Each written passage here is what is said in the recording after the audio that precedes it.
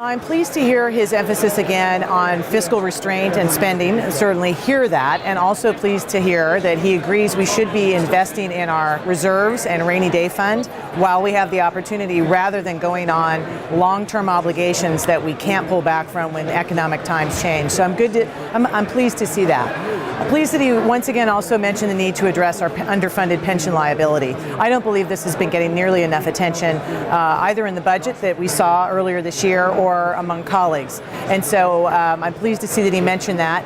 Did not hear really bold solutions to that, and that's the next step. It's one thing to point out our unfunded pension liability. It's another thing to roll up our sleeves and come to the table, start working on it instead of tinkering at the edges. So there were some good things to hear in the governor's remarks. Where I really think we need to do so much more, it is a disappointment I didn't hear this from him, is when he was talking about transportation. The conversation seems to only be about how can we expand transportation revenue, what we're taking from the California taxpayer out of their pockets.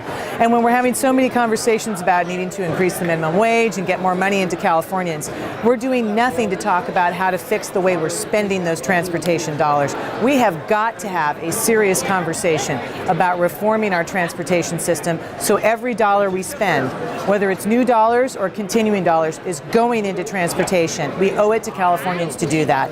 That was a disappointment to see zero mention of smarter policies. I know the governor has a few in his budget, but we need to do dramatically more, and I intend to work in a very bipartisan way on leading the charge for how we're spending those transportation dollars.